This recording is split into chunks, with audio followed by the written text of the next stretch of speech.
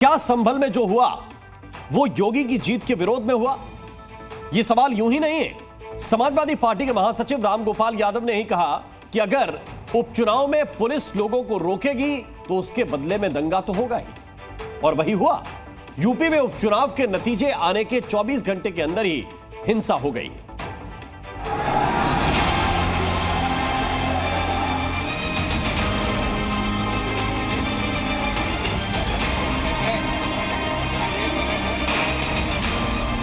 तो होगी पत्थरबाजी, पुलिस ऐसे कार्रवाई करेगी।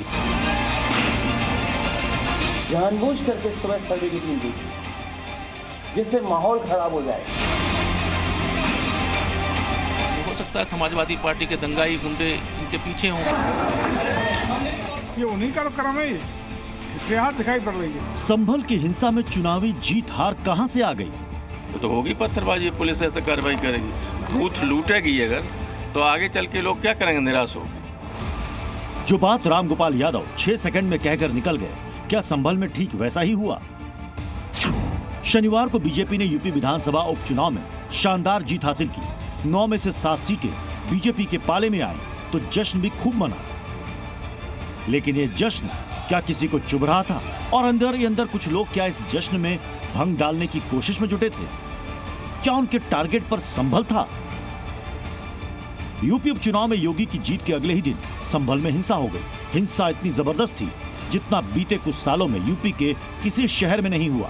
संभल में आगजनी करने वाले, पत्थर बरसाने वाले मानो किसी खास मकसद से हिंसा को अंजाम दे रहे थे। संभल में पहली बार सर्वे हुआ तो बहुत ज्यादा हंगामा नहीं हुआ, लेकिन दूसरी बार सर्वे करने के बाद दंगा भड़क उठा। पहले पुलिस से बहस हुई, फिर बहस तीखी झड़प में बदली और मामला दंगे तक आ पहुंचा। स्टार्टिंग पुलिस ने समझाया गया, फिर वे आगे ही ऐसे बढ़ते रहे। उसके बाद उन लोगों ने आगे पुलिस के साथ आगजनी करी।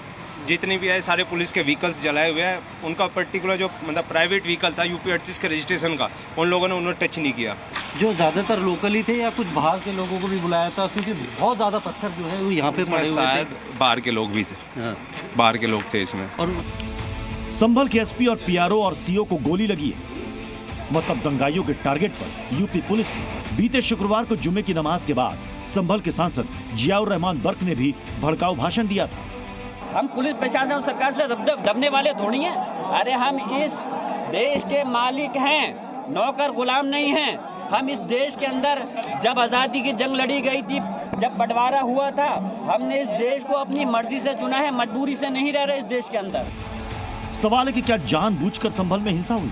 क्या संभल में हिंसा करने वाले यूपी में योगी की जीत से नाखुश थे? ये उन्हीं का क्रम है, ये खिसियाहट दिखाई पड़ रही है।